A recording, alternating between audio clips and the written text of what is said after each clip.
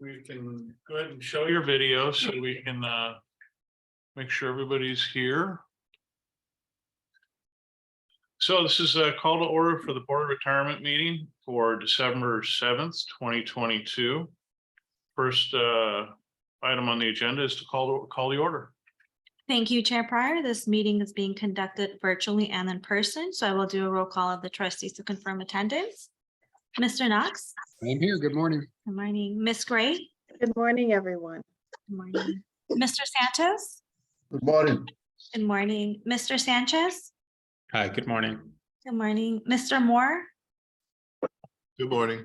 Thank you. Mr. Kehoe? Good morning, everyone. Good morning. Mr. Robbins? Good morning. Good morning. Mr. Harris? Morning. Good morning. Ms. Greenwood? Mr. Bernstein? Good morning. And Chair Pryor. Good morning. Thank you. Staff participating in a meeting include actually, he's not here. Deputy CEO Luis Lugo, Assistant Executive Officers JJ Popovich and Laura Guglielmo, Chief Investment Officer John Grable, Senior Staff Counsel Frank Boyd and Jasmine Bath, Legislative Affairs Officer Barry Liu. Staff and managers participating today include Carly Natoya, Kathy Delino, Ted Granger, Barry Liu, Cassandra Smith, Ricky Contreras, Tamara Caldwell, Vicki Neely, Carrie Wilson, Hernan Barrientos, Ricardo Salinas, LACERA Medical Advisor Dr. Glenn Ersman, and Legislative Advocates Tony Rhoda and Shane Doucet. Trustees, please use the raise your hand Zoom option to be placed in the queue. At this time, you may ask all meeting participants to mute their mics until you're ready to speak. And now we may proceed with the agenda. Thank you. And just as our CEO and Chief Counsel are not here today as they are participating in the hearing. So Mr. Boyd, I believe you're going to be handling Mr. Rice's questions. Yes. And Mr. Lugo is here in place of our CEO. So let's get started. We have no requests for public comment. Is that correct? Correct. And no written submission. First, item number 4 is the executive update. And we'll start with LACERA also. I'm sorry. Approval of the minutes. Oh, we never approved the minutes. I'm sorry. We have to approve the minutes of November 2nd. Do I have a motion? It's Keith. I'll move. Second. I have a motion second by Mr. Kehoe. Thank you. Mr. Knox? Aye. Ms. Gray? Aye. Mr. Santos? Aye. Mr. Sanchez? I'll abstain. Mr. Moore? Aye. Mr. Kehoe? Aye. Mr. Robbins? Aye. Mr. Bernstein? Aye. Okay, and the motion passes unanimously. Thank you for that. Now we're at the executive office update, and we have LACERA All-Stars. Thank you very much. This is the time of the month when we recognize those folks that have worked hard and gone above and beyond in call of duty in service to our members and each other. And so as you'll see them on the screen, this month's All-Stars are Nicole Howard, David Escamilla, Miguel Rodriguez, Judith Julis, and our rideshare winner is Gloria Colorado. So thank you very much for all that you do. We very much appreciate you.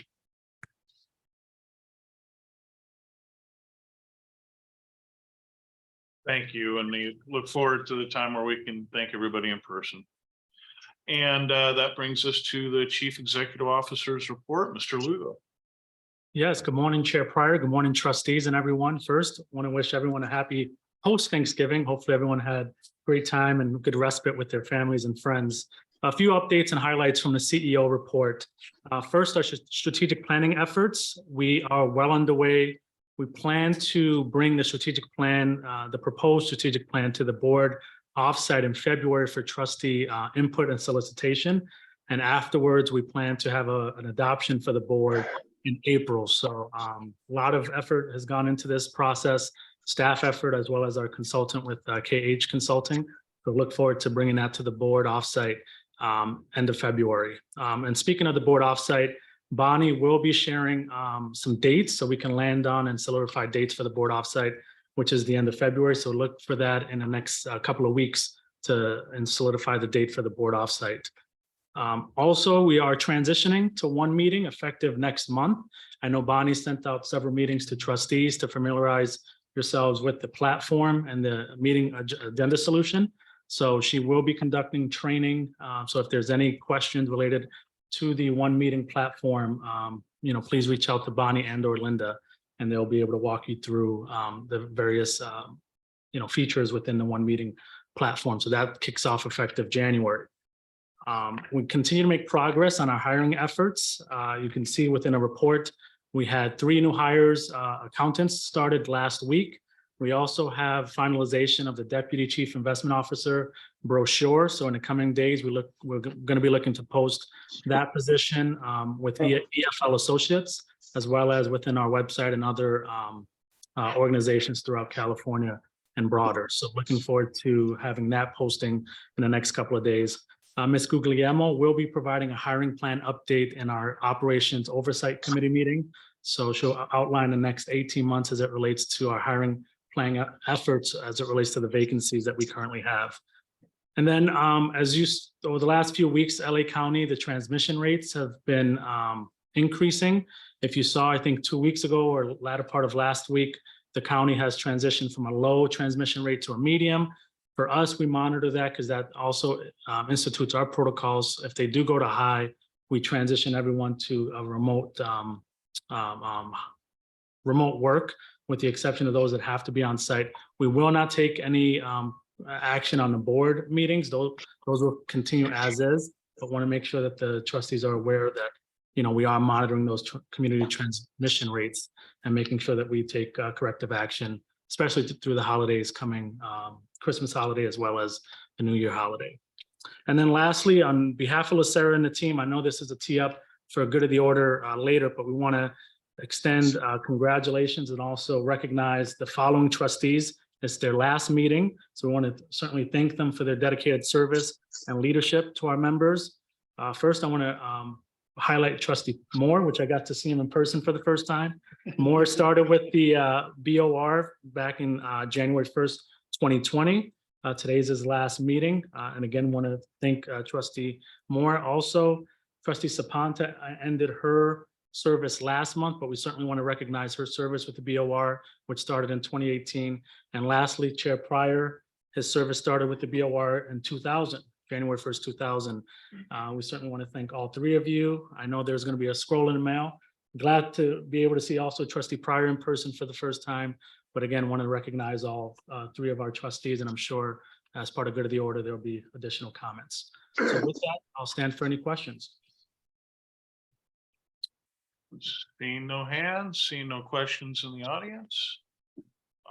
Let's go ahead and move on to item 5, disability retirement applications on the consent calendar. And I've got page 1 and 2 of 6 would be safety, sheriff. Numbers are 835D Frank Montez through 860D John Finley. No cases have been pulled. I'll move them. Second. We have a motion by Mr. Kehoe, second by Mr. Robbins. Are there any questions, comments, or concerns? Okay, let's go ahead and vote. Mr. Knox, Aye. Ms. Gray, Aye. Mr. Santos, Aye. Mr. Sanchez, Aye. Mr. Moore, Aye. Mr. Kehoe, Aye. Mr. Robbins, Aye. Mr. Bernstein. And the motion passes unanimously. Thank you. That brings us to page 3 of 6. Case number 1540-1540B, Robert Otoniez through 1551, Odulfo Perez. We can call motion by Pryor. It's Keith, I'll second. Second by, thank you, by Mr. Knox, second. And go ahead and call the roll. Okay, Mr. Knox, Aye. Ms. Gray, Aye. Mr. Santos, Aye. Mr. Sanchez, Aye. Mr. Moore, Aye. Mr. Robbins, Aye. Ms. Greenwood. Oh, she's not. Mr. Bernstein, Aye. Mr. Pryor. Aye, Okay, the motion passes unanimously. thank you. That brings us to pages 4 through 6 through 5 of 6. And that's going to be case 2469C. April Gingras. Through 2481 Roger Humbarger.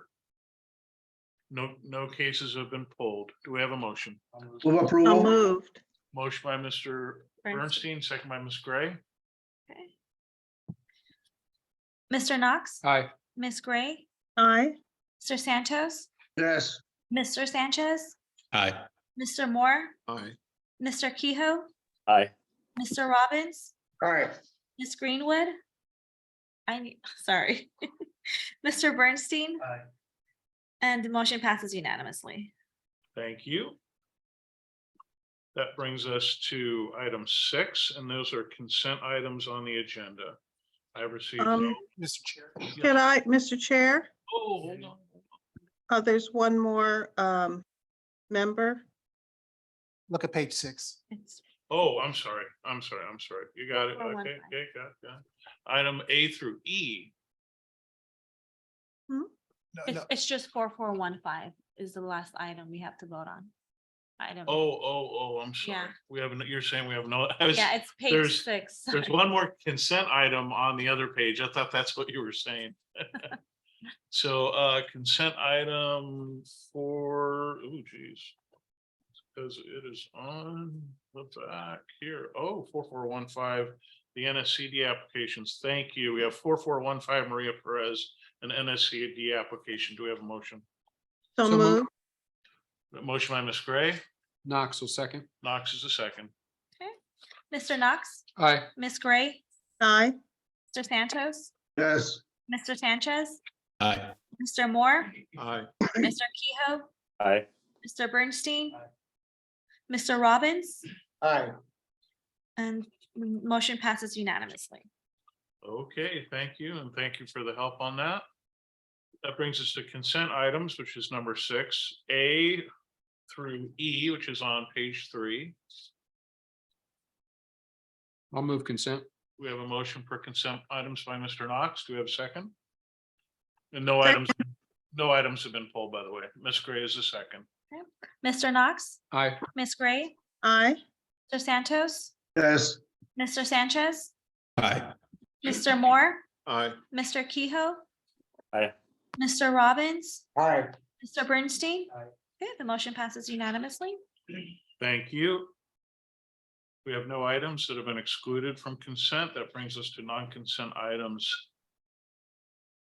That's number 9. We have non-consent item A is a recommendation by Ms. Natoya that these classifications as outlined in the motion are going to require adjustment as noted. And this is going to be submitted to the Board of Supervisors. You have a memo dated November 28th, 2022. Do we have a motion for the recommendation? Move it. Second.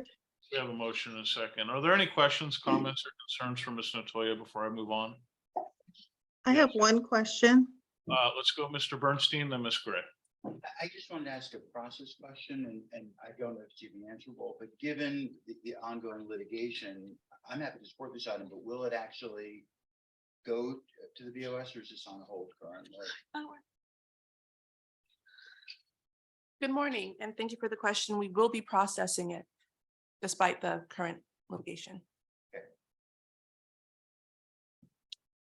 Ms. Gray, Similar question. It's been answered. Thank you. asked and answered. Any other questions for Ms. Natoya? I see none. We have, I'm scratching my oh, head. sorry. We do have a proper motion and a second before the board. Let's go ahead and call the roll. Mr. Knox, Aye. Ms. Gray, Aye. Mr. Santos, Yes. Mr. Sanchez, Aye. Mr. Moore, Aye. Mr. Kehoe. Aye. Mr. Robbins, Aye. Mr. Bernstein. Aye. Okay, the motion passes unanimously. Thank you. And that brings us to non-consent item B. So recommendation by Mr. Fryman that the board's review and approve the meeting calendar and consider rescheduling meeting dates that conflict. You have a memo. And how do you want to do this? Mr. Lugo is here in place of Mr. Kryman, but I hear he's all set to do this. So how do you want to do this? Yeah, Chair Pryor, just a couple of comments before the trustees discuss. So one is to consider rescheduling meeting dates based on conflicts with holidays and lack of quorum. One of the dates that we've highlighted for the trustees to review is July 5th, which is right after the 4th of July holiday. And also just, we didn't highlight it in the memo, but we do want to bring it to the board's attention. About a year ago, we did merge the BOR for administration as well as the BOR for disability. And we said we were going to revisit that new structure in terms of one meeting as opposed to two. I'm not sure if it's appropriate for the trustees to decide moving forward, but I think the feedback we've gotten at the one meeting does work, as well as with the IBL meeting starting at 8:30. It has gone well. I think there's been maybe 1 or 2 meetings that have gone over past 1 o'clock, but we want to make sure that the trustees also consider that one meeting approach, because we did commit to revisiting that structure last year. So those are the two items for consideration, is rescheduling any particular meeting dates that conflict, as well as the one meeting approach. So do we want to go month by month with this, or do you want to highlight the months that have conflicts, or is there any? So the 1 month that we highlight, just based on our initial review, was the July month. So Okay. 4th of July. Otherwise, depending on trustees attending certain conferences, I think the July date was the one that we've highlighted as staff. So far for the first quarter, I don't see anything. You are going to have, well, no, actually, first half of the year, it's not bad. Do we want to have any discussions regarding, I'll bring up the first issue first. And I think it's properly agendized that we do discuss two meetings versus one. So if we do have any comments on those, I'd like to hear them. Mr. Robbins, go ahead, you're first. Thank you. I guess much to my surprise, the one meeting system has worked better than I thought it would. So I don't have any issues with continuing with the combination of the Board of Retirement meetings. One thing that I would suggest that I would like to see happen is that the Insurance Benefits and Ledge Committee meetings start at 8:30 instead of 9 o'clock. I think we get it out of the way before the board. That means, you know, those people on that committee are going to have to come in a little earlier, but frankly, trying to figure out how to beat the traffic is anything but an easy thing. But it would be my preference to start that committee meeting like we have been doing it at 8:30. If the board doesn't want to do that, I'm okay with that, but that would be my request. Other than that, going to one meeting, I think has worked surprisingly well. Ms. Gray. Well, let's see, I was going month by month, but in response to Mr. Robbins' comment about starting at 8:30, it hasn't been hard at all at home, but the traffic is, you know, I'm just thinking about the traffic for everybody to get there and all the way in, well, for me, all the way in Pasadena is going to be very difficult, but it just depends on all the trustees who are present next month and their commute. With respect to the calendar, I was looking at February. There's a conflict from an overlapping conference, the Health Benefits Conference. I know that sometimes some members who are very keen on our retiree health benefits would go to that conference. So there is an overlap there. So I don't know if we want to reschedule our conference, I'm sorry, our board meeting February 1st to February 2nd or another date. Let's see. Well, that still would be considered the travel day for that conference. So it would probably be most appropriate to schedule either Thursday, February 9th or Wednesday, February 15th. Okay. So I don't know. if anyone wants to do that. So that's a conflict. I How do you- think that who is there? I mean, it's close enough that we do kind of know who's going to go and who isn't. So who's planning to go to that? I guess would be the first question. Do we have any trustees? Speak up now. Any trustees going to attend that conference specifically? I thought about it, so, I'm not sure, but I am going to in Seepers. So, at least I want to go to the legislative conference. So the health benefits conference conflicts with that. So there's a problem there. But I just noticed that conflict. Okay, so I'm going to leave that where it is because I don't see anybody that's speaking up that they're going to participate in that conference. If we get a rush of people to join, maybe in January's meeting, you might be able to have a discussion whether you want to move that meeting date. But for now, let's go ahead and leave it. Is that okay with everybody? Mhm. All right. The next month in March, I'm certain there are several board members who are also on the Board of Investments who may want to attend PPI in La Jolla. That could be a problem unless you're going to drive from La Jolla to Pasadena and back to make the meeting. But there's the PPI conference. And also I see, and it's not my place because I'm not on the Board of Investments, but I'll point it out that the CII Spring Conference, which is a very good conference, conflicts with the BOI meeting that's scheduled March 8th. So March 1st and 8th seem to be a problem for both of us. Do you want to discuss it now or should I just keep No, going? let's discuss it now. Do we have anybody that is planning to attend by raising hands or speaking up, or is anybody planning to attend the Wednesday, March 1st Pacific Pension Institute, the PPI conference? Mr. Chair, I will be attending, but usually that particular conference it starts in the afternoon. So I feel comfortable attending the Board of Retirement meeting in the morning and then driving to the conference. So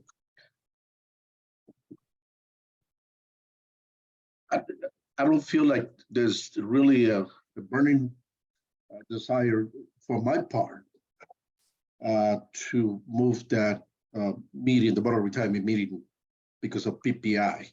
Well, let's leave it at this. I'm sure there's an agenda, a tentative agenda out there somewhere. Maybe we can review that and make sure that that's still the case, that it starts in the afternoon. That makes sense. A lot of the conferences give you the day to travel and start in the early or late afternoon.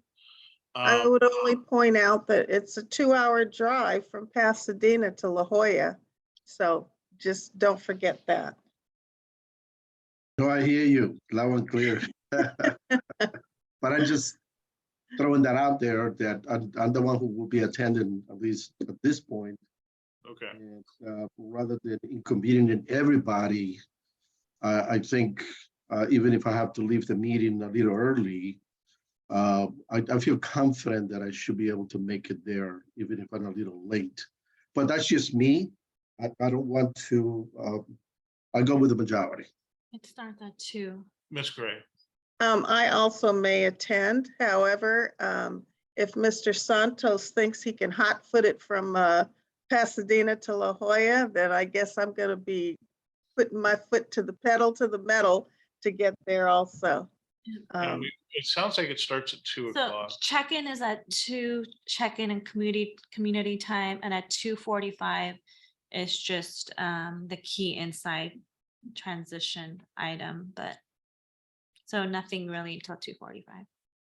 So it sounds like nothing before 3 o'clock. So how about we leave an asterisk on that one? If somebody feels that they can't make both and there may be a conflict, you have 2 meetings that you'll be able to bring the issue up and have the item maybe changed, the date for the meeting changed, or work it out somehow. The next meeting is the CII conference in Washington, DC, conflicts with the Board of Investments.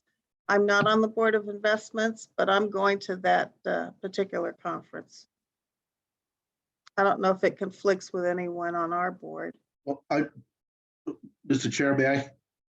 Yeah.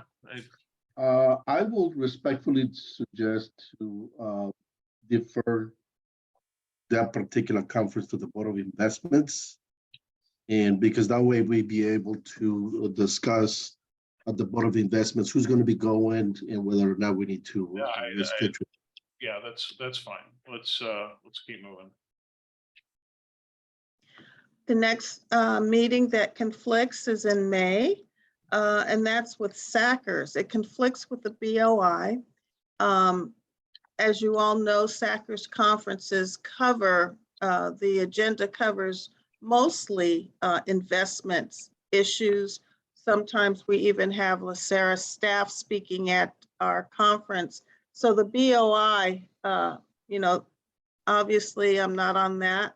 I'm on the SACRS board, so leave it to the BOI. I just encourage the BOI to attend SACRS because it's really all about investments. And we do cover other issues, administrative, et cetera. But I would just point that out. Hopefully the BOI will reschedule. I hope maybe Mr. Santos can carry that to the BOI. Will do.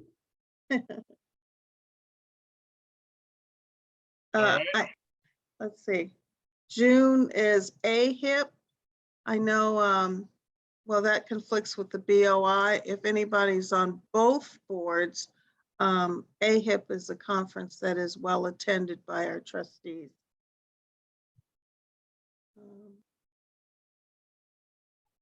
I don't see anything else in August, September. Once again in September, and I think that Mr. Santos, you can clear it with the BOI because the CII Fall Conference. I think they're going to be doing the same process as we are, so I think Okay. we'll be able to catch those. And then in October, this is a big conference, the IFEBP Annual Benefits Conference does conflict with the BOI.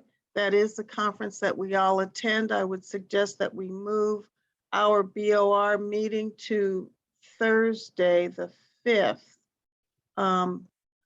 I So think that's still, I don't know their agenda yet, but that may still be the travel day. okay. So you may be better off to do the 12th. Or Then I would just suggest that. Or just make a note, and when the agenda comes out, you can decide whether Thursday is appropriate. Okay.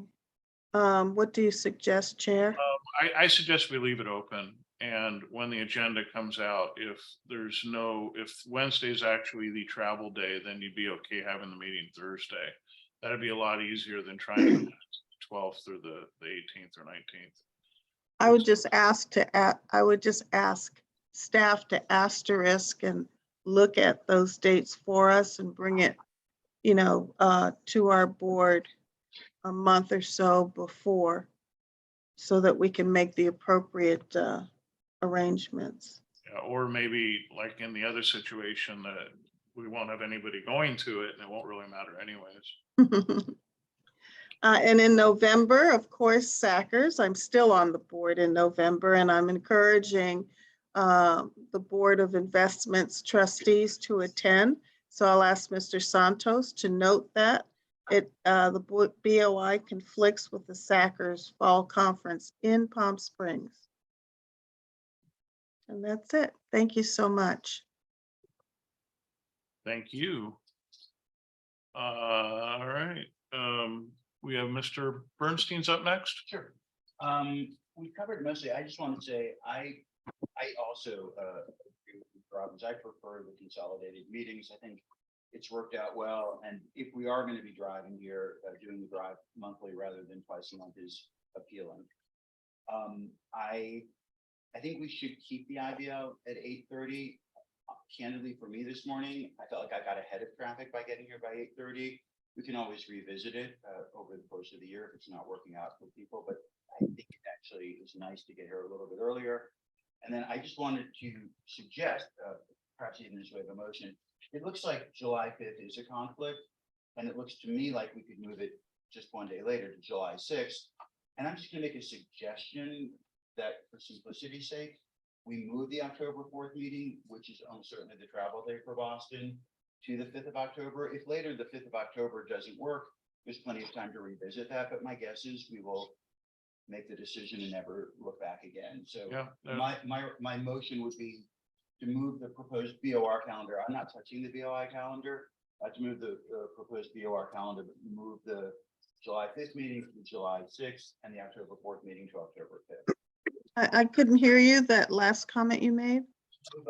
July 5th to July 6th to get out of the way of the holiday, and to move October 4th to October 5th, which should clear up your concerns, Ms. Gray, about the IAPVP travel. If it doesn't, we'll revisit it later in the year, but I think we will make that change and never look back. Well, since we're moving the July meeting, maybe we should consider the October meeting. I know that you usually attend. And My motion moves both the July. oh, okay, We're meeting. to the 5th, which is the same. Okay, I agree with you. okay. I'm gonna consider that a motion. Do we have a second? Mr. Moore. Mr. I'll- Morris. Okay. And Mr. Robbins, go ahead. Well, I'm going to oppose the motion. I guess I'm going to be the fly in the ointment here, but I thought we some time ago agreed that we weren't going to play musical chairs with board meeting dates simply because board members wanted to travel. Now, we've got board members sitting on both boards, and that's great for them, and it does create a lot more potential scheduling issues because they sit on both boards and they've got conferences they want to go to that are relevant to the business of both boards. But once again, I mean, I've already scheduled vacations around board meetings, and one of them is October. So I'm not going to support changing anything. So, and if the board wants to do that, then that's fine. But I'm getting tired of playing musical chairs with board meeting dates. We've been down this road before. If you want to go to a conference, go to the conference. If we don't have a quorum, we'll change it. But if we have a quorum, I think we need to do the business of the members and stop playing musical chairs with board meetings. So that's my feeling. Or shut up. I just did want to point out that when we found those conferences to be major and plenty of trustees are going to be attending them, then we have moved those board dates, but it did get a little out of hand when only one trustee would be attending an offshoot of a conference, and we had to move a board meeting just for that. So, and IFEBP is a big conference. It does normally attract quite a few of our trustees, especially the healthcare information is fantastic. So I would recommend you keep that in mind. And I'll speak in support of moving that to Thursday, October 5th, as well as the July date. Mr. Harris. I just want to say I agree with Mr. Robbins, although I agree with you, Mr. Pryor, regarding the specific changing of the date in October. I think that is probably going to be a fairly well attended conference, but I agree with Mr. Robbins. You know, as long as we have a quorum, we can do the members' work. It causes a lot of disruption for staff, and I agree that if we can keep them on the regular dates, we should. Except again, if a tremendous number of trustees want to go to a conference, then that should be considered. But I could keep it the way it is as long as we have a quorum. Let's move forward. Thanks. I just want to point out, unlike the Board of Investments, that's going to have to move quite a few dates. Board of Retirement's only moving one because of the holiday, and that's a gimme. We got to move the 5th. And then the other one, we're only moving one for a major conference by one day. So it's a pretty minor request and a pretty minor change. But let's go ahead and call the roll anyways, see how it goes.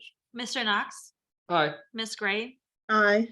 Mr. Santos, I apologize, but could somebody repeat the motion because it's very difficult. The motion is to move the July 5th Board of Retirement meeting to July 6th. And move the October 23 October 4th, 23 Board of Retirement to October 5th. Got it. Thank you. Yes. Okay, Mr. Sanchez, Yes. Mr. Moore, Yes. Mr. Kehoe, Aye. Mr. Robbins. Mr. Robbins. Mr. Harris, No. Mr. Bernstein. Aye. Okay, the motion passes with 1 no. Mr. Robbins, did you want to record your vote? Yeah, I'm a no. You hear me? Yes, yeah, we got you. No. I'm okay with July, but October, I gotta change an airplane ticket. I got, So, I'm not yeah. happy about October, and I'm not changing an airplane ticket. All right. So that is non-consent item B. That brings us to reports. Let me go out here. I think these are all memos down to item G. We only have one item. Item 10A is a presentation.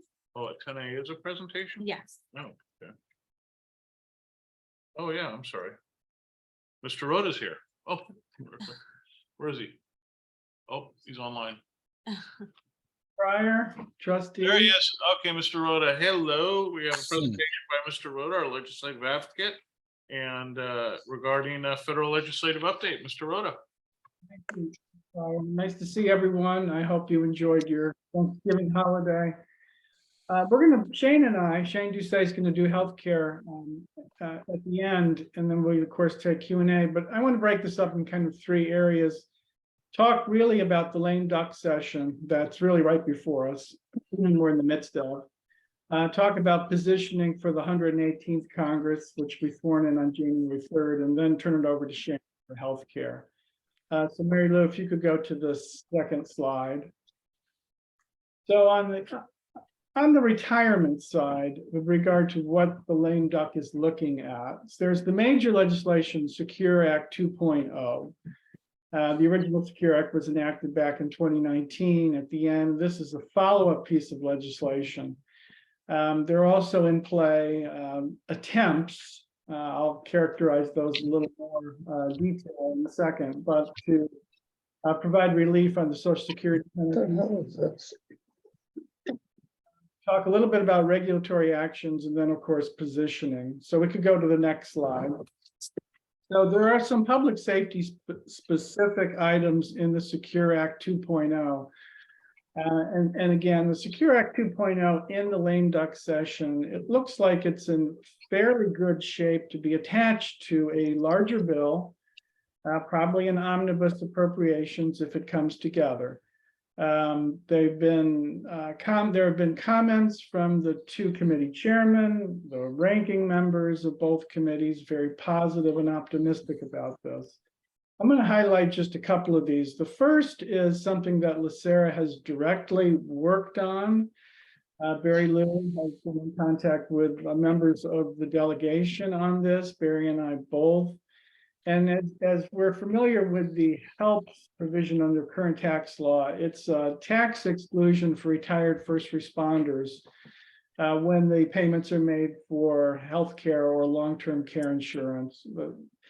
The condition, however, is that the payment has to be made from LACERA directly to the provider of the healthcare or long-term care insurance. And this has caused administrative difficulties. There was one issue specific to LACERA last year that came about, but it's not LACERA specific. There have been plans across the country with difficulty here.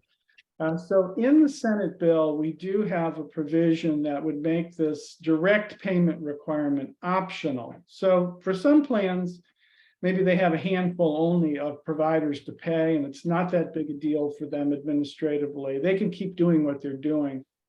But if the plan wants to get out from under this requirement, they can, and they would be able under this proposed new law to simply pay the distribution to the retiree, and then the retiree can pay his or her health care premium, long-term care premium, and still be eligible for the tax exclusion. So that's an important provision. And I will highlight on this that we've gotten some very good more than feedback, help from the two Senate offices. Both again, of which LACERA contacted directly, but Senator Padilla in particular weighed in with the senator from Ohio, Sherrod Brown, on this provision. This ultimately became a Sherrod Brown bill. So what I want to talk about there is that, you know, having Padilla in the Senate now going forward, we've made a friend early. And I think that's an office that we'll be able to go back to. They seem to get it. They have a very solid tax staffer who can help us on these issues. So I just wanted to highlight that. You know, we do have some changes coming in the delegation, likely with the Feinstein seat. So it's good to have a foothold there with Senator Padilla. And the second, taxation of disability payments, that is a benefit that would, it would be a tax benefit that would allow the excluded amount of your disability payment to be carried forward into your retirement. So when your disability payment flips to a retirement benefit, the portion that was excluded would continue to be excluded. So that's something that the firefighters unions and the FOP have worked on greatly and have put a lot of time into it. And there's also a provision on penalty-free distributions to first responders if they have 25 years of service in their plan. So this would be a relief from the tax penalty for an early withdrawal. There was a provision that is floating around that would allow private sector firefighters to be in a public plan. This provision came from a North Carolina senator who is retiring, Senator Burr. So far, it's not in any of the major bills.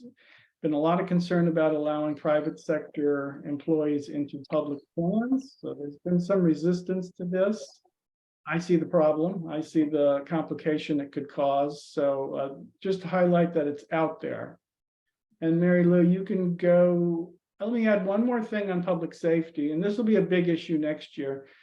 There's a bill introduced by Senator Bennett of Colorado, and he serves on the Finance Committee. And it would do a number of things. It would index the HELPS benefit, which has been stuck at $3,000 a year. That's the cap for the exclusion since it was enacted 15 years ago. So it would index that 3,000 for inflation, but it would also create a new credit, okay, for retired first responders up to $4,800 a year. That new credit would also be indexed. You couldn't do both HELPS and the new credit. And depending on your tax situation, you may choose one or the other with your tax counsel. But I know the IAFF is going to put a lot of time and political muscle behind that provision in the next Congress. And I think it's something that LACERA might want to take a look at. And let's go to the next slide. And I'm going to talk just generally about this. And there in the Secure Act 2.0 are a number of provisions that are helpful in the DC plan context. Required minimum distributions would be moved. Increased catch-up contributions. Some flexibility when a plan makes overpayments as to how to pay back or recoup an overpayment. So these provisions are out there also for an employee who's making student loans and not able, because of that payment, to be setting aside money for retirement, say in a 457B. You could treat the student loan payments as an elective deferral for the employer match. And then there will be more 457B plan improvements. And you can go to the next slide. So this issue near and dear to the heart of many, these Social Security penalties that have been in the law for decades now, efforts to get rid of them, to undo them, to mitigate them. You know, there are three buckets of attempts here. The first bullet point is the complete repeal. And the complete repeal is scored at $182 billion and a year off the solvency of the Social Security Trust Fund. So in my view, full repeal of weapon GPO just doesn't have a path forward. The second bullet is the comprehensive reform of Social Security by Congressman Larson of Connecticut. He includes a 5-year repeal of weapon GPO, but a comprehensive repeal of Social Security requires bipartisan cooperation. We're not there with bipartisan cooperation on Social Security. So that puts bullets 3 and 4, excuse me, in the only bucket that there's energy behind at this point. And these are WEP-only bills by both the chairman of the Ways and Means Committee and the senior Republican. You can go to the next slide. There are some differences between the two. The Neal bill is more generous in the amount of rebate, in the extent of its hold harmless provision, meaning a retiree would get the benefit or the better of present law or this new proportional formula. And also there's a difference between the whether you have this current exemption going forward, this substantial earnings exemption. Short story here is continued efforts are being made by the Neal and Brady offices to find something that could be put into a year-end bill. I don't want to sound too optimistic about this. The Senate has never been as far along as the House has on WEP. But if Neal and Brady could come to terms on a deal, that's two powerful horses going forward. So we just have to see here what comes in the last couple of weeks of this Congress in the lame duck session, but they continue to work on it. And you can go to the next slide. There's certain regulatory actions, you know, you're familiar with the controversy surrounding ESG investing. It continues to roil out there. And on November 22nd, the Biden administration finalized its rule for ERISA plans. So it's not a rule that would cover LACERA. It's a rule that policymakers, however, at the state and local level will look at when they're contemplating how to do an ESG type restriction or allowance, depending on what type of state you are in and the political makeup of that. And you've seen the tug of war, states like California and Washington versus what Florida, Kentucky, West Virginia are trying to pull back. So it's an issue that's going to be out there. And I will say with the House becoming a Republican-controlled body, in January, that there's going to be a lot of interest in ESG, and there'll be hearings, and I would expect legislation to be passed to in some way try to undo what they view as a favorable Biden administration rule. Likewise, the SEC has a proposed rule requiring climate-related disclosures from corporations. That is not made final yet. That is going to be subject to litigation once it's made final. The Treasury has 2 rules specific to governmental plans, but they have not moved on them in recent years, I'll say. So we don't know where they're going on definition of governmental plan. The last we saw was it would be a facts and circumstances test, not unlike current law, but it would be put into a regulation. And then the normal retirement age rule that's close to being final, but then we had a change of administrations that kind of set back the timetable.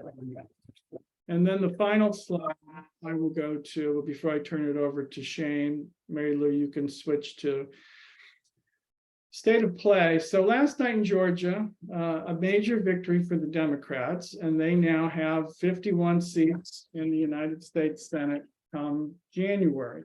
And that's a big deal for a variety of reasons. One is that they will be able to control the committees. Right now, the committees 50-50 split are split 50-50 between the Democrats and Republicans. Democrats allowed to chair the committees, but the committees aren't functioning as they would with a real majority. They're not reporting bills. They don't have a clear line of issuing subpoenas for oversight, for instance. So they've been hamstrung for 2 years. Now, they've done tremendous things with moving legislation in that situation. But as you've seen, some of these quite high profile, high wire acts were held up by Senator Manchin of West Virginia and or Senator Sinema from Arizona. So with 51 votes, Majority Leader Schumer will have a little breathing room. And that's important going forward. But bear in mind that with the House in Republican hands, what we're likely to see, frankly, on both sides, is a lot of messaging. I think we're going to see, as I mentioned on ESG, we'll see a House bill to restrict ESG investing, knowing that the Senate will not take up this legislation. We'll see other items that'll come from the House, but it'll be purely for messaging. Some things will have to get done, funding, appropriations, but I think that's what we're looking at in the next Congress. It's very important, however, in that context like that, to be able to position your issue. And I have some examples of opportunities. I mentioned a couple of them, challenges that we could see from the House. Items that they've done before when Republicans control the House on unrelated business income tax and disclosure requirements on public plans. But these are also Congresses where you can begin to build a bipartisan approach on a particular bill. And when the dynamic shifts again, and whichever party is able then to move legislation, then you have a hand that you can actually move because you've set up the dynamic debate very well. I mentioned the Padilla-Feinstein situation. Senator Feinstein's unlikely to be running for re-election. It'll be a scramble to fill that seat with a lot of suitors on the Democratic side, and certainly Republican candidates as well. In the House, big questions on McCarthy, Kevin McCarthy. Can he get the votes on January 3rd?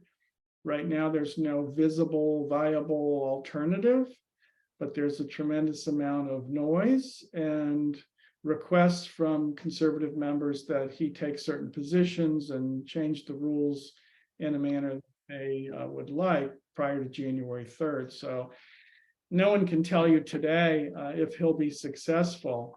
And I read something yesterday where it may be very purposeful that a challenger has not come forward with any gravitas, because that challenger would just then be attacked and pilloried by McCarthy allies. So, waiting another week, 10 days is probably if you wanted to not give it to McCarthy, this kind of slow drip might be the most devastating thing, but it's very possible he still will get the speakership.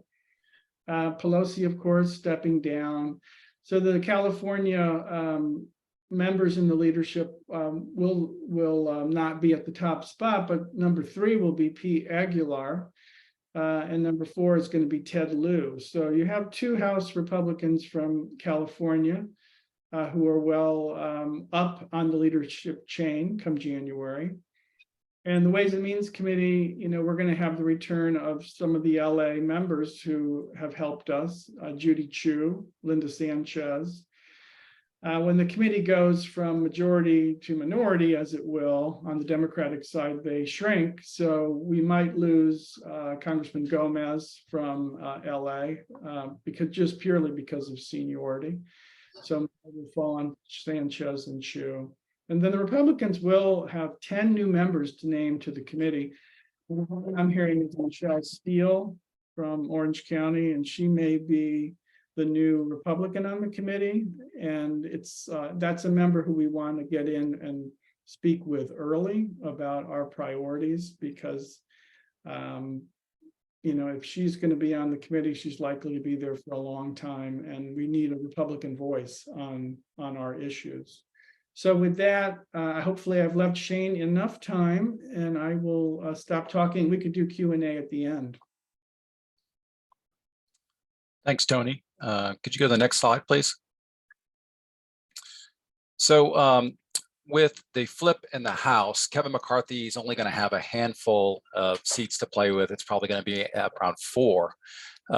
So he's already said that he does not want to make the same mistakes that Republicans made last time when they were in the majority. So they're not going to try to, for example, to repeal the Affordable Care Act. And he's mentioned he does not want to touch entitlements.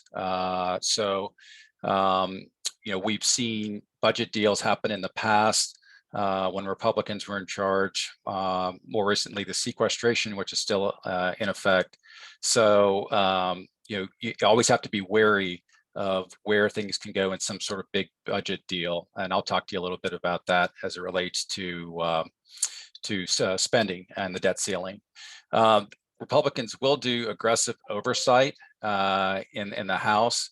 It's really going to be overspending, specifically COVID spending as it relates to healthcare and those type of issues. And also they're going to be dragging forward a lot of Biden administration officials for hearings as it relates to healthcare. The CMS administrator, she hasn't been before the House yet. She's just been before the Senate for confirmation. So you'll see like HHS secretaries and others kind of coming over to Tony's point, where they're going to do a lot of drilling on the Biden administration policies. In particular, the one that sticks out for them is the Medicare drug negotiation provision that was in the Inflation Reduction Act that I'll talk to you a little bit about. Another bill that needs to be reauthorized as it relates to healthcare is the Pandemic and All Hazards Preparedness Act. This is a bill that deals with biosecurity and the funding and shape of public health policy. This was last done in 2006. And there's a current bill in the Senate called the Prevent Pandemics Act. This is a bipartisan bill by Senator Burr, Republican from North Carolina, and Patty Murray from Washington, the Democrat. And what that bill would do, it would help try to find the origins of COVID. It would try to fix some of the issues that we dealt with over the last few years as it relates to data sharing with the states. It would provide funding for long COVID, which one of our senators, Tim Kaine, has self-diagnosed himself with, and other things like that. This bill is probably not going to make it and would have to be included probably in this bill in the next Congress. Next slide, please. So Senator Manchin has indicated he could work with Republicans as it does involve entitlements. But when you talk about any type of reforms for entitlements, Republicans have in the past talked about raising the age, for example, for Medicare eligibility and Social Security, something that Democrats will never go along with. And then Democrats have talked about raising payroll taxes and other taxes to help shore up the solvency of Medicare. And that's something that Republicans won't go for. So I think it's highly unlikely that you'll see any type of major entitlement reform, especially given McCarthy's comments too about that. One issue that Congress is going to have to deal with is the debt ceiling. Democrats wanted to try to deal with it in this lame duck session, but they're going to run out of time. So sometime in the first quarter next year, Treasury is going to have to take extraordinary measures to push the debt limit, and that would probably get us into the summer. And now this is where I see the House Republicans sort of playing their card when it comes to try to address one of their big issues, which is spending. So McCarthy and McConnell have said that holding up the debt ceiling vote is fair game to negotiate around. So this is where I think you'll see some negotiations happen as we get to the summertime, and the possibility that entitlements could get into that. I think we have to keep a watchful eye on as regards that vote. So probably sometime next year in the summer. Next slide, please. The House and Senate appropriators are working to try to get a budget deal to fund the government. We're currently working under a continuing resolution to December 16th. There's been a couple of meetings at the White House with senior leaders of the Appropriations Committee. Language has been shared for a top line number. The big sticking point with Republicans is non-defense spending, discretionary funding. And with Democrats, they would like to see funding for veterans be included in Pentagon spending, which Republicans are pushing to get the highest increase for defense spending. Republicans have also said that they're happy with the 1.7 trillion that the Biden administration came out with their budget, and they can support that. But congressional Democrats want to go beyond that. So right now we're looking at a potential continuing resolution to fund the government that would probably go to December 23. That's what they're debating right now. Push us right up to Christmas. And there's some that are saying that it could go into early January if they can't reach a deal by then. I'm optimistic that they'll get a budget deal, a spending bill done. The main reason is that the Pentagon has said that this would be a threat to national security if they were to operate under a continuing resolution. And Congress is also taking up the National Defense Authorization Act, which creates new programs and authorizes more spending. And this bill, the National Defense Authorization Act, has been passed the last 60 years. It's never been pushed into another Congress. And for the authorization to work, you actually have to fund it, which again, you can't do unless you have an omnibus bill.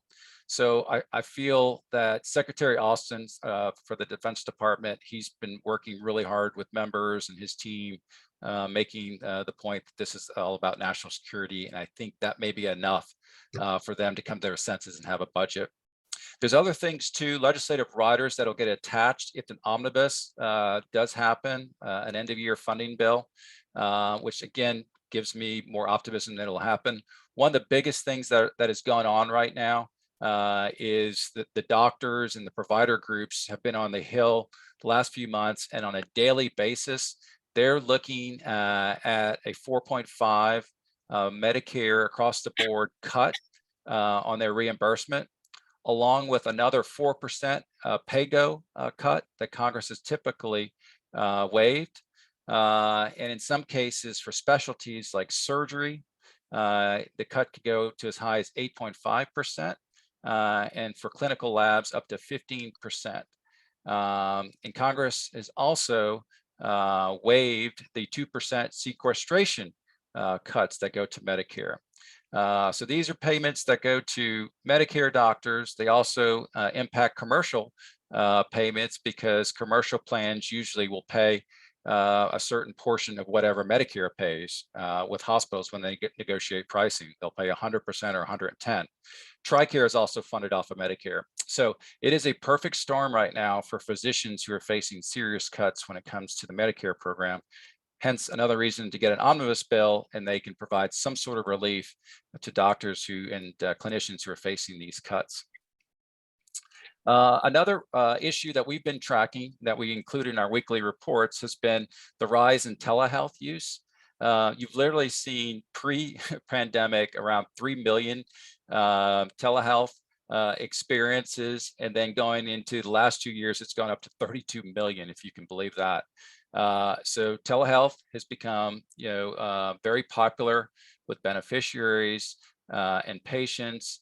The issues, associated with that are always going to be fraud, waste, and abuse. But for the most part, this has been a very, very bipartisan approach to trying to help continue to have telehealth access. And I think that will continue after the PHE, the public health emergency, expires. Next slide, please. So as you know, back in August, President Biden signed the Inflation Reduction Act. It was a huge accomplishment and a massive bill that did many things for our economy, along with climate and energy. But as it relates to healthcare, there was a very significant provision that dealt with the Medicare prescription drug pricing that was included. And it impacted drugs that we get in the hospital or at the doctor's office, and also at the pharmacy. And I'm going to walk you real quickly through how this program will work as it relates to the Medicare drug program. Next slide, please. So the Medicare drug negotiations will identify 100 medicines that Medicare spends the most on. And then it's going to start narrowing down these groups. The drugs that they're going to look at, they can't have a generic equivalent. And if it's biologic, it can't be a biosimilar. And the medications have to be on the FDA's approved list for many years. Next slide, please. The negotiated prices will take effect in 2026 for drugs that are covered under Part D plans. For medications that are covered under Part B, these are drugs that you would get at a doctor's office, such as chemotherapy, infusions, etc. The prices will take effect in 2028. So in 2026, you'll have a maximum of 10 drugs that'll be negotiated. And then all the way through 2029, you'll get to a max of 20 drugs that'll be negotiated. The negotiations for the drugs will actually start next year. And even though, the program will start in 2026. Next slide, please. So right now, CMS is looking at what they spend the most on. Eliquis is a drug that I've actually taken when I had AFib. This drug, Medicare spends around $10 billion on in 2020. So I'm giving you just a sample of probably the drugs that are going to make the top 10 list coming in 2026. And that's when actually patients and beneficiaries are going to start to see these discounts. Now, I will say this, going into 2023, there was a provision for drugs that are currently made available to Part B and Part D that says that if you go up in prices that exceed the inflation rate, you're going to be penalized. So that provision that hammers the branded drug and biologic companies will actually take effect in 2023. But for the discounts for beneficiaries, we're looking at 2026 to 2028. Next slide, please. Something that does start in 2023, though, as it relates to insulin, there is a cap on the cost for insulin for Medicare beneficiaries at $35 per month, and it'll include those with pumps. So that'll actually kick in 2023. Next slide, please. There's been a lot of bipartisan work in the Senate Finance Committee as it relates to mental health coverage and really about mental health parity with other health benefits. So the Senate Finance Committee has been sending out almost like every 2 months or 3 months this past year, draft comments on things that they want to do as it relates to helping with mental health, both for adults and youth. So some of these things will include creating a new benefit for coverage for families and to seek therapy or behavioral health. And they basically want to kind of merge behavioral health, mental health with primary care is the ultimate goal. Some of these things are very expensive. One of the proposals is to expand access to Medicare treatment for families that are having a difficult time. And I can tell you, if that's my parents, they'll probably bankrupt Medicare if they go in for therapy. That provision cost about $1 billion for 10 years. So some of these things will be quite expensive, but I anticipate a potential package that could make it into this omnibus bill that we've been talking about that will include some benefits for Medicare and Medicare Advantage as it relates to mental health, and also for children, some other things. So the potential is out there for some sort of deal, I think, to include some things, and we'll certainly let you know what those new coverage benefits would be for our members. Next slide, please.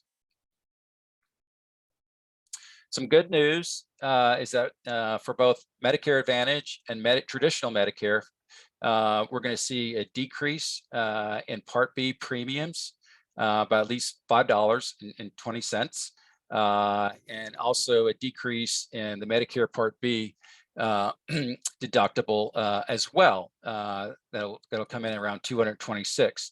A slight increase will happen for Part A. That's your hospital visits, where you pay a deductible. That'll go up to $1,600, where it is from $1,500. But all of this has been very positive. As you know, when we've been talking about the increases potential increases for premiums and deductibles. A lot of it was associated with the drug Aduhelm, which was the very, very expensive Alzheimer's disease drug that cost around, I think it was around $28,000 a year. And what CMS ended up doing was doing a limited cohort for clinical trials with that because the drug still had not proven its efficacy and safety.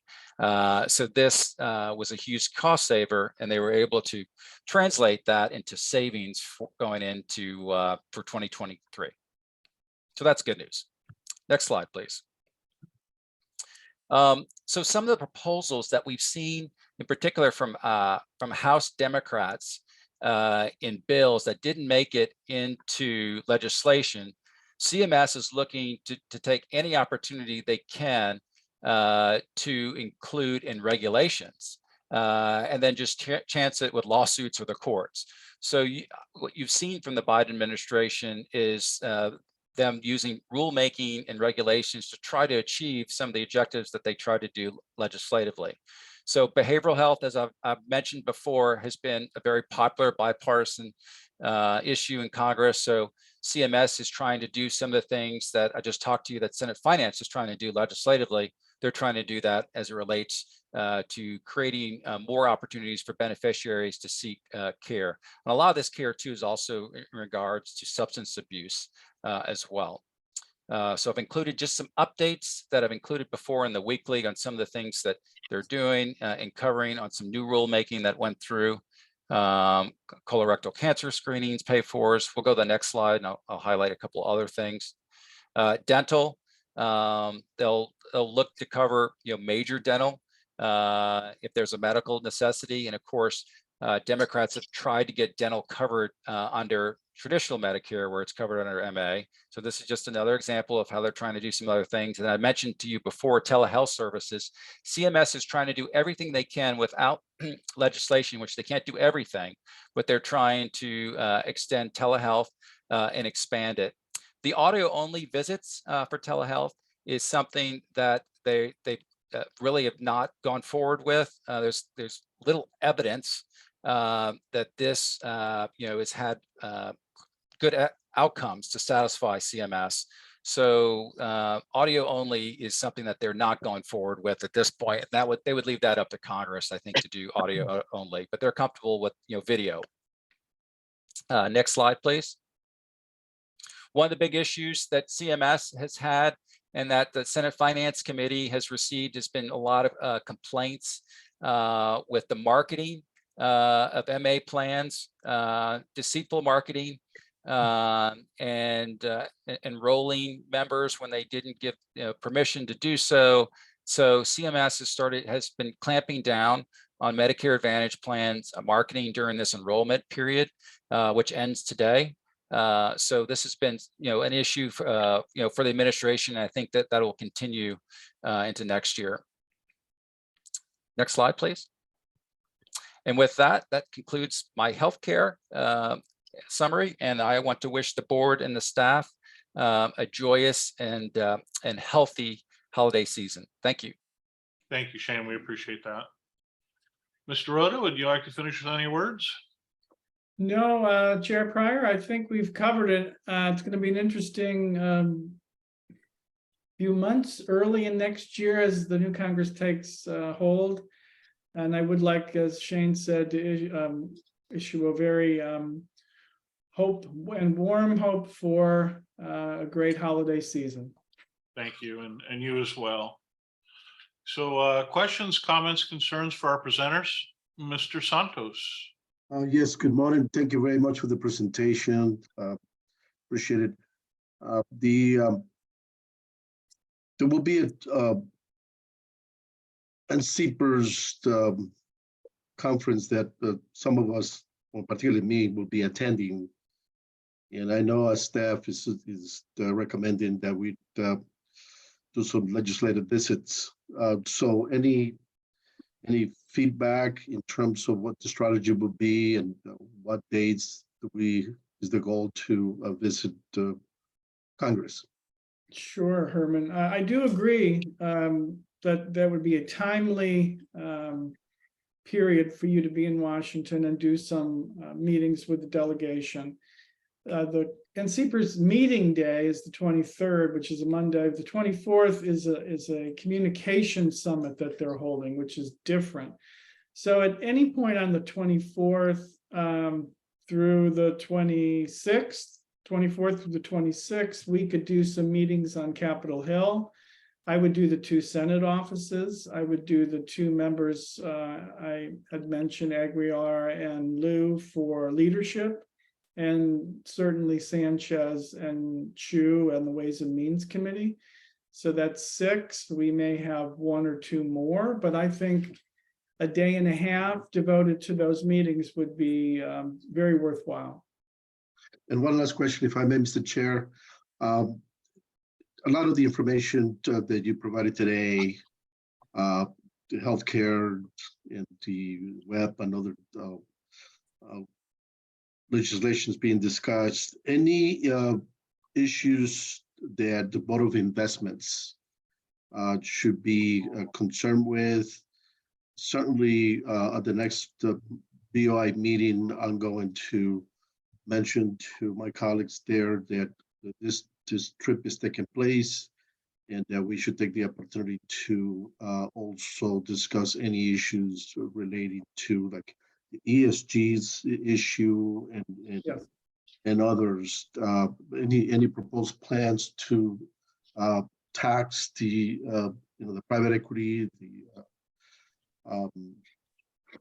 things of that nature. It could return. So I think the proposal that you're talking about first appeared in 2017 in earlier drafts, but in 2017, a proposal to tax through the unrelated business income tax certain investments, hedge fund investments, private equity investments, did pass the House. We were able to stop it in the House Senate conference. The Senate didn't have a bill. So that UBIT provision could return, Herman. I definitely have that on a list of things to watch out for in the new Congress. ESG is going to be a flashpoint, as you mentioned. Investments in China and certain other countries will be continued to be scrutinized.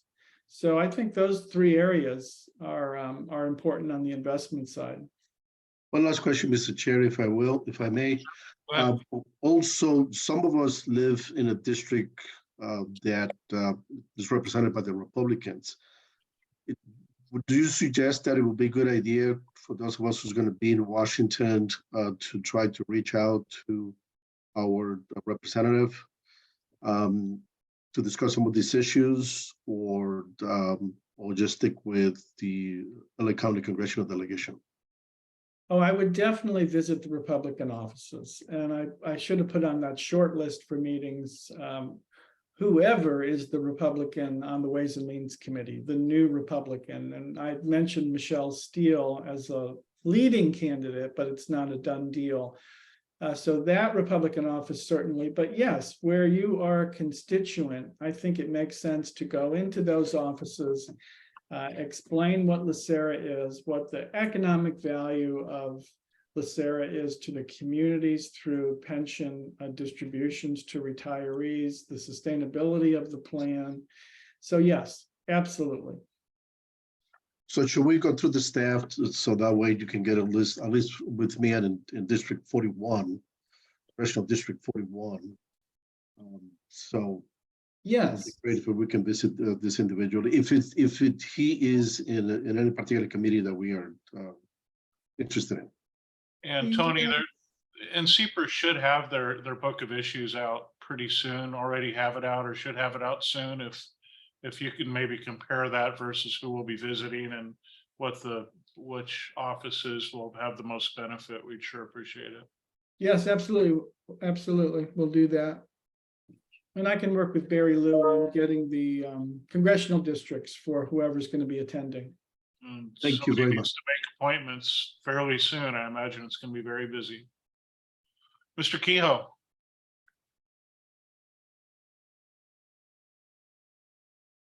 I think you're muted.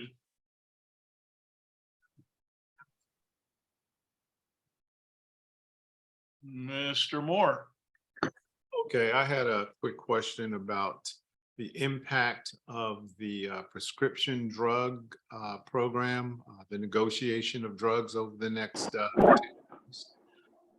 So when you look at all of the expansions on the cost side of all the other programs, dental, telehealth, mental health, and then you look at potential savings on the prescription drug side, what is the total impact over the next 10 years of overall Medicare cost with those components? Just big picture.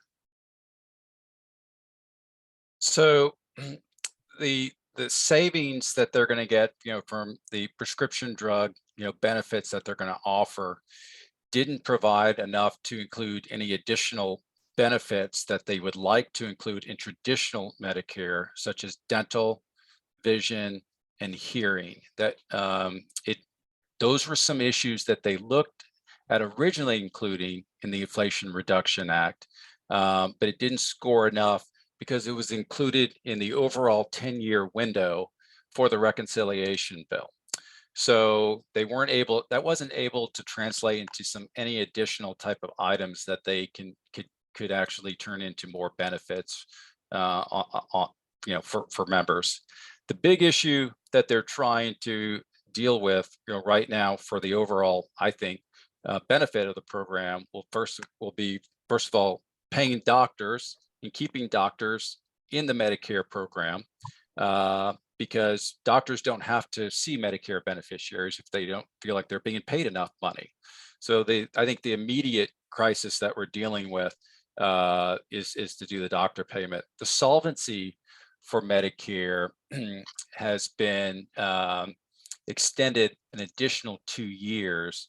They thought that COVID was going to have a bigger impact than it has, but the solvency issue and paying and ensuring Medicare for future generations is a perennial issue that Congress just doesn't have the political will to kind of address. So I'm not trying to overcomplicate things, but I like to see tangible things that'll happen. So the best thing that I think that the Biden administration is going to do is they're going to use their regulatory authority to start covering certain things and trying to get to the ultimate goal to add more benefits for folks.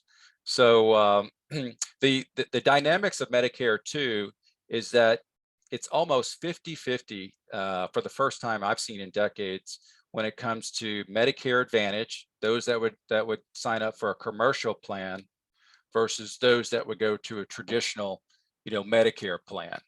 And there's pros and cons with each. For those that decide to do the commercial plan, you'll get the dental, the vision, the hearing, or the fitness, the silver sneakers programs. But if you're out of state from your network, which is a limited network, you're on your own, and you could be hit with some big prices. Where if you leave LA and you're on vacation in New York and you get injured, you go to a hospital, you're in network, with traditional Medicare. And so that's what, retirees and others that are 65 just went through in this open enrollment, period, where they had to decide which they, where they wanted to go. And there's pros and cons with each one. Thank you. And let me get Mr. Kehoe real quick. Vivian, let me get Sean. He's fixed his issue. Thank you very much. I just want to say that I really appreciate the presentation. It was excellent, and I would like to see these presentations happen a little bit more frequently. I think they're very beneficial to our board as we look at our own governance and what we're doing internally and how we look at things and what kind of questions we ask. So I do that's mainly directed towards staff. I hope we focus on trying to get these presentations like this more often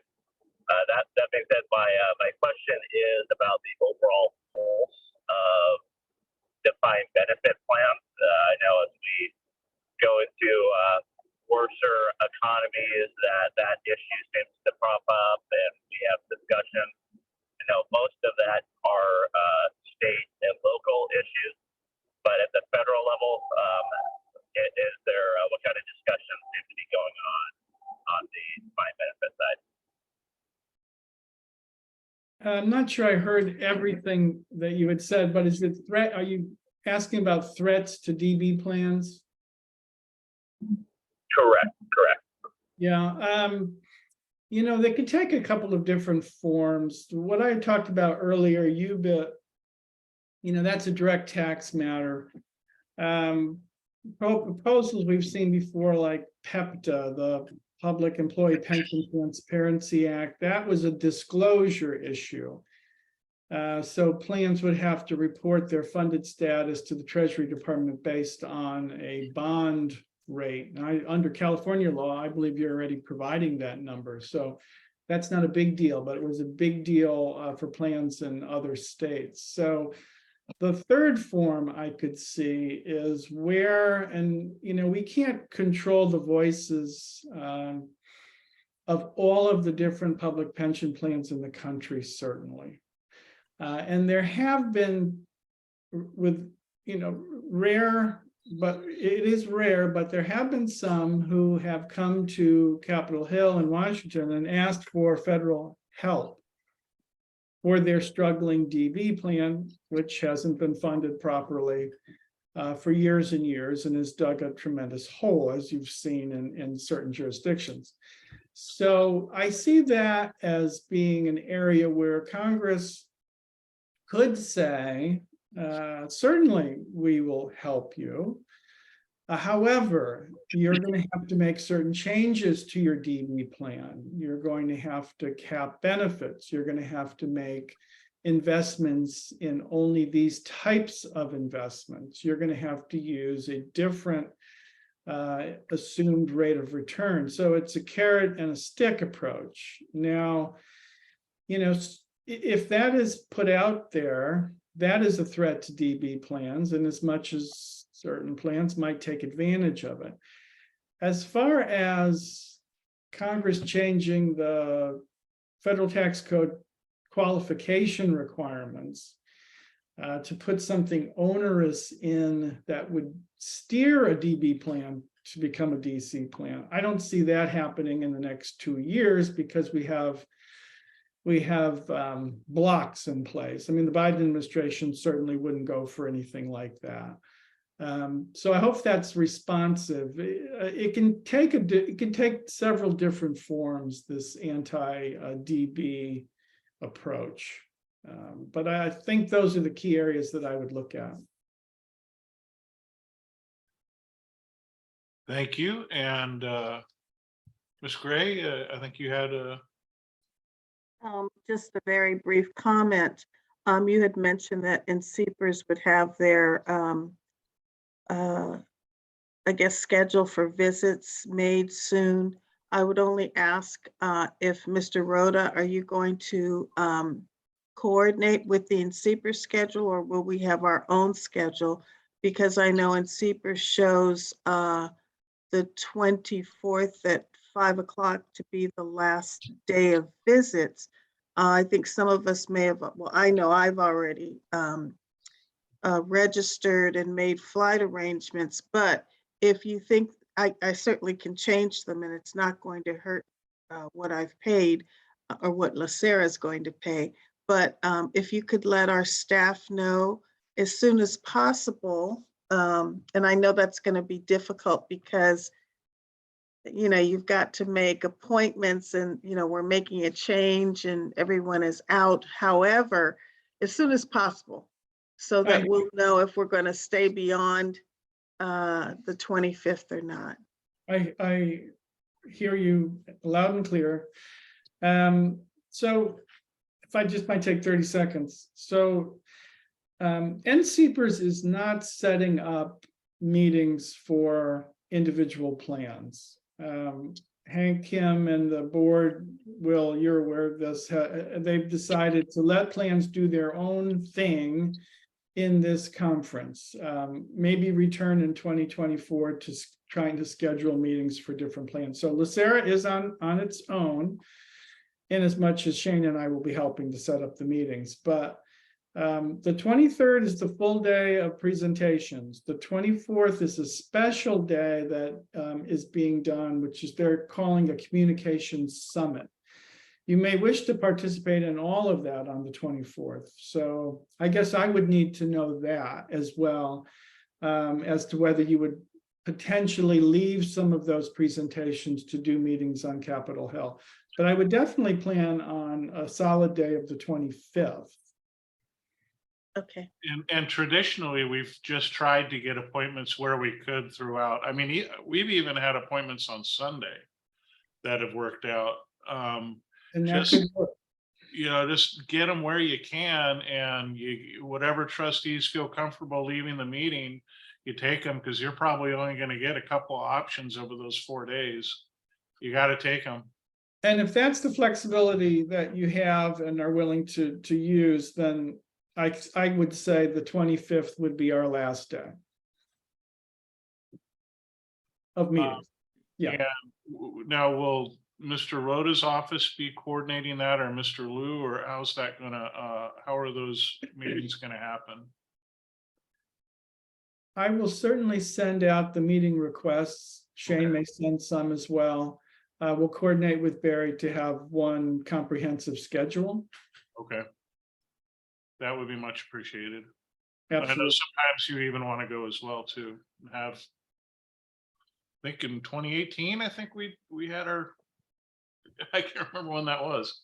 It's been, and CEPRS has been very quiet as far as federal legislation for, I think, the last 3 years. I don't think we've had anything really to walk, but it looks like this year is very different. I won't be there, but good luck. Okay, so I don't see any more requests to speak. I don't see any questions. Mr. Chair, I do have Yeah. a question. Go I ahead.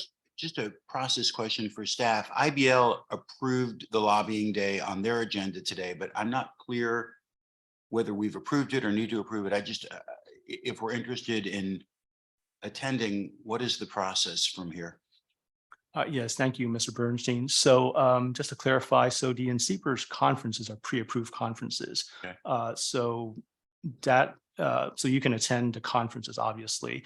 That memo was more for the engaging with Congress. So that's to be approved at the board meeting next month. Okay. Just And going forward, then can I ask that we try to schedule it a little bit more timely, that approving it 3 weeks before the conference isn't ideal? Yes, thank you. Thank I'll keep that in mind. which won't give you time to schedule the actual date, but you can give the span, because a lot of times you won't get. That's tough one to schedule. yeah, the meetings are hard to set up. Okay, so moving on, see no more requests to speak. We do have to approve our reports. I don't believe we've done that yet, have we? Yeah, our reports A through H have to be approved. They don't have to be. Oh, they don't have to be No, they're approved. just It for doesn't information. require a receive and file. Yeah. Okay. So that's items A through H. We did, I don't see any items for staff review. We do need to do items for future agendas, which is number 12. And give the opportunity for anybody to speak up that does have any future agenda items. I'm not seeing any requests to speak. So we'll move on to good of the order. Yeah, please. I'm sorry. I usually go around in the shoe, but we can't do that anymore. Mr. Knox?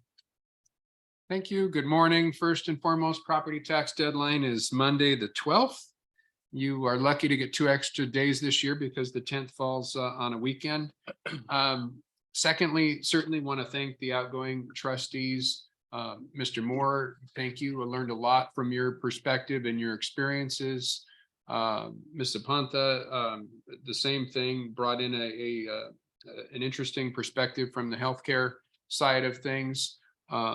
Mr. Pryor, thank you for a great year as chair and all of your efforts in that regard. Learned a lot from your perspective and history, and then also how you I was continually impressed how you balance the challenges of your job with your responsibilities here. And I never saw anything lack on either side just because of your efforts. So I wish you all the best and thank you. Thank you. That was it. Thank you. Ms. Gray? Good morning, everyone. Ditto to what Mr. Knox said. I agree. Thank you so much for your service, particularly Mr. Moore. I thank you tremendously, particularly when we have had discussions, in-depth discussions for our members regarding their disability applications. Your depth and insight into the reports and into the issues has helped our members tremendously. And it's also helped LACERA in that by going there, LACERA didn't have to further either fight an appeal or a hearing. We literally approached it from the ground up. And I think that both the fund and the members have benefited from your insight. I hope you come back for a little while though, next year, since you're appointed. We don't know who's coming, so it's goodbye and hello, hopefully. And to everyone else, to staff, I was looking at these for information only reports, and I appreciate the work that you do in putting together these memos. Although you don't have to do a presentation, it does not go unnoticed or unread. So I appreciate all the work that everyone does. There are people that are on my screen that I see that I haven't seen since 2019. I hope to see you soon. And I just want to wish everyone a wonderful holiday season. So thank you so much. Thank you. Mr. Santos? Just, thank you. Yeah, first, I would like to thank Mr. Moore for your service. I always appreciate the appointees for providing you your wisdom, your dedication to LACERA has been noted by me. And, again, thank you very much. Although you guys do it for free or whatever, $100 or whatever you get, but that's diminished. That's very little. So thank you. And like Ms. Gray said, if you have an opportunity to stay longer, that will be welcome by me, but I'm sure the supervisor is going to move quickly on that. Mr. Pryor, you and I have been together on both boards for I almost think almost the same time, but I think you got me by 1 or 2 years or so. But it's been a pleasure to serve with you. I remember when we were on the Board of Investments together, and now on the Board of Retirement. Really appreciate it. Thank you for your service, and enjoy that well-earned retirement. God bless you, man. Work too hard. One of the things that I have suggested to management, and management is working on that, is that we should begin in the very near future, maybe February or March, to highlight some of our members, to remind us of the type of work that our members do. The firefighters, the coroner going up there and picking up bodies in the freeway. I mean, this is some very difficult jobs. The sewer rats, as I call them. People have to get into the sewer to fix whatever issue there is. And we need to remember that this is not welfare. This is not a gift. This is something that we earn and we paid into it. So enjoy, Mr. Pryor. You deserve every penny and more. And God bless you and your family. Thank you. I appreciate it. And also would like to mention that I attended the part of the hearing yesterday between LACERA and LA County. I want to say that we are well represented from my perspective. Our attorney, Mr. Abascal, was well prepared. And this guy had the relevant law on top of his head. So he's an articulate lawyer. Unfortunately, the hearing was not concluded. That's why Mr. Priman and Mr. Rice are not here. But again, I really felt proud of the level of representation that we get in there, and hopefully the judge's decision will reflect that. So it's something that we should all be proud of. And lastly, I just want to wish every one of us a happy holiday. Thank the staff. You have done a tremendous job this year once again. It never fails with your dedication. So happy holidays and be safe. And this afternoon, I'm getting my booster. All right, so let's all get it. Good day. Thank you. Mr. Sanchez? Thank you. I'll just quickly echo my colleagues' comments. I'm sorry we didn't get a chance to meet in person for those that are outgoing, but next year is almost here, and we'll be meeting in person soon. So thank you to staff as always, and happy holidays. Thank you. Mr. Kehoe? Thank you very much. Special thank you for all of our outgoing trustees, Mr. Moore, as well as Ms. Zapata Murphy, who's not here, and a very special outgoing to Mr. Pryor. You have a very special place in my heart.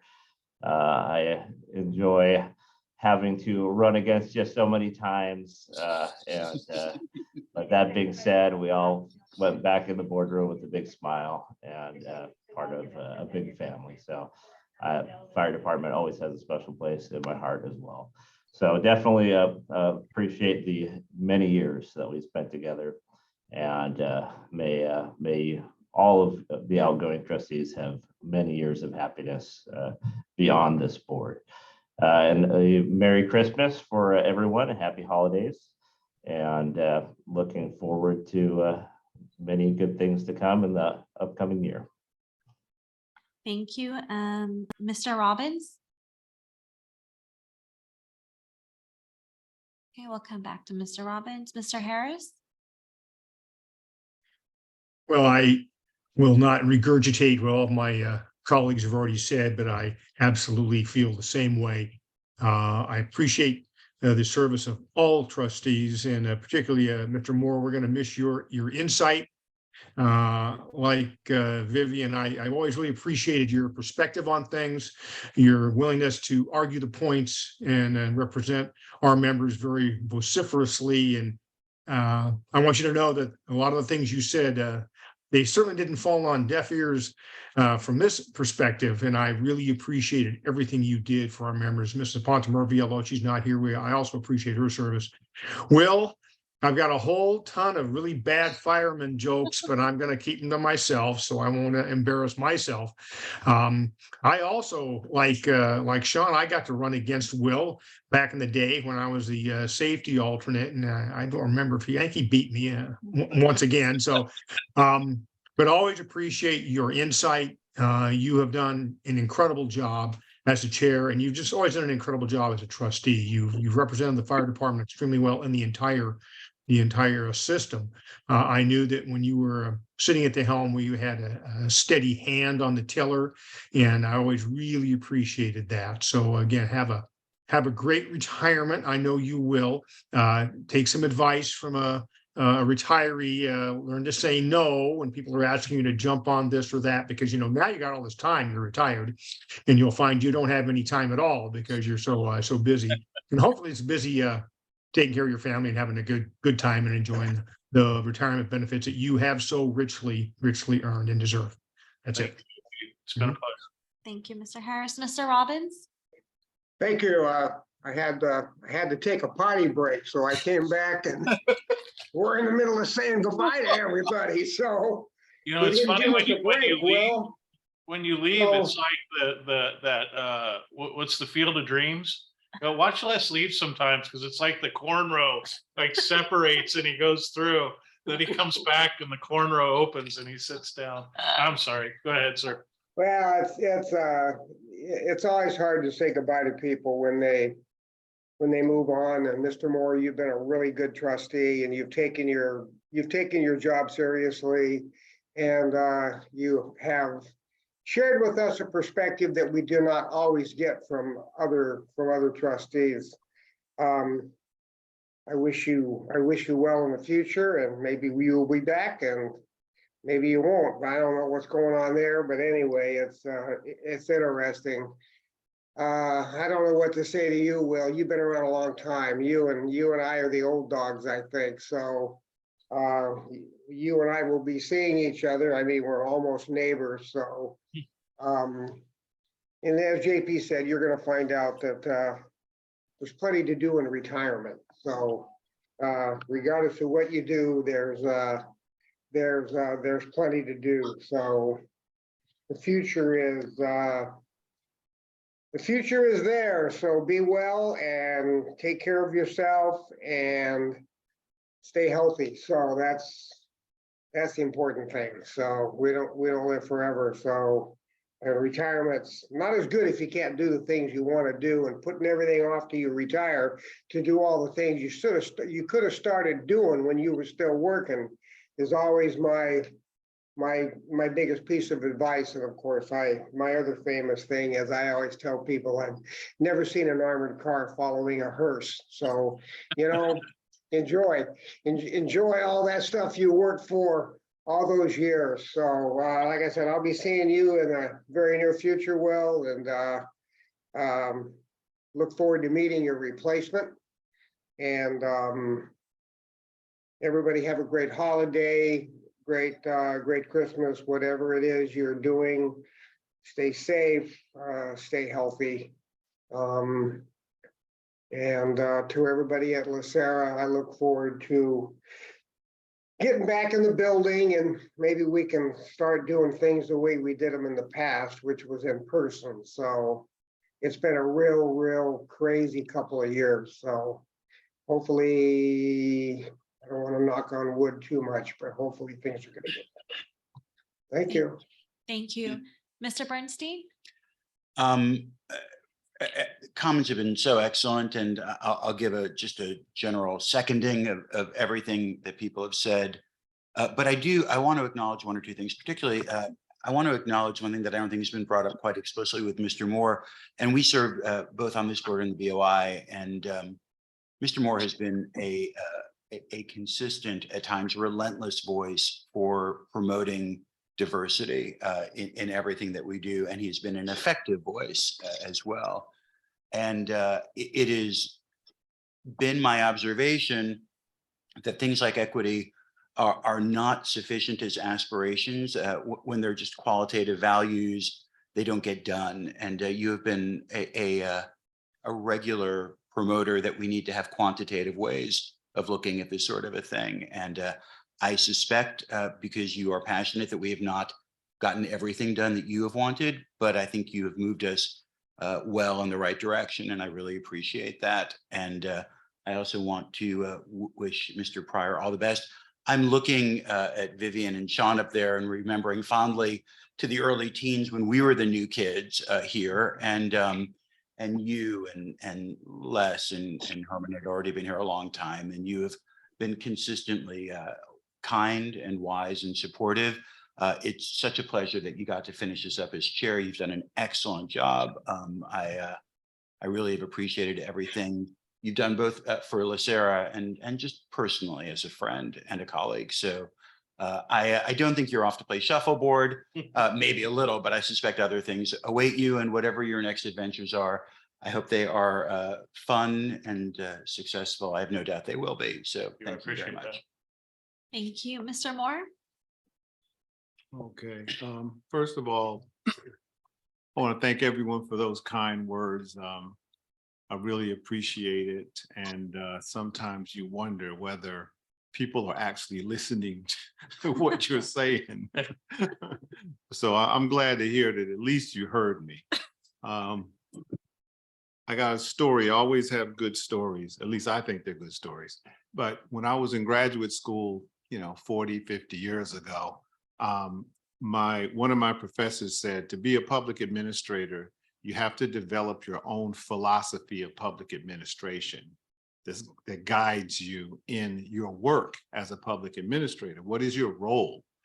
And I determined that there's policy that politicians make, and there's the public that these policies are supposed to benefit, but it's the public administrators who translate the policy into practical, everyday things that improve the quality of life for citizens. And so that's kind of how I viewed my role as a public administrator. And I started doing this while I was still working, when I was on the Fire and Police Pension Board. And that's when I heard about Mr. Pryor. I was in the LA Trustees Network. Herman Santos got me in the LA Trustees Network. And it was amazing to see all of these people in Los Angeles who were trustees on pension boards that were dealing public, private, union, all these people who were trustees. And I said, wow, these people are just like me. They're just in a different environment. So I developed an affinity for the pension world, you might say. And that's continued for a very long time. And so I've really it's just been somewhat of a joy, a pleasure, working with people who are serious about what they're doing. You don't always agree with them. No one ever agrees with everybody all the time. But working with people like you all that are serious about delivering for the people who've entrusted this responsibility to you has been one of the highlights of my career. I had a working career and then a post-working career, and it all kind of meshes together. So I've been very appreciative of the opportunity to work with you and to make a difference in the lives of all the people who have entrusted us with their retirement. December 20th, my name may come up at the County Board of Supervisors meeting for another appointment. So I may be around another 3 years, but if not, I've had a great run. I don't regret anything. So thank you. Thank you, sir. Louis? Yes, thank you, Linda. And again, it's been great to hear the comments regarding the outgoing trustees. And again, reiterating those comments with Trustee Moore. We hope you do come back for another 3 years. And how befitting with Trustee Pryor, having over 2 decades served, leaving with the gavel. So want to wish you also well, both in retirement. Thank you. And then thank you to staff that's filled in, Linda, as well as Frank Boyd. Appreciate the people stepping in as well. Thank you, JJ. So, thank you very much. Thank you very much. And I too want to recognize our outgoing trustees, Mr. Moore. I'm very grateful that Mr. Bernstein brought up the diversity efforts that you've brought to us. I think that's, in my personal life, that's very important to me. And I'm really glad that you challenge us to move in that direction and make us better. So thank you for that. And hopefully we'll see you back. Mr. Pryor, so you've been here my entire time when I got here. And I've always respected your leadership, your even keel, the way that you approach things. And you're going to be sorely missed. Thank you. And I wish you the best in your retirement. As everybody said, I'm sure it's going to be an enjoyable time and you'll keep busy. We'll always be here.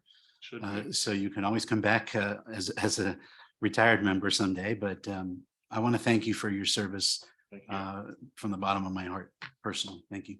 Thank you. Thank you, JJ. Frank?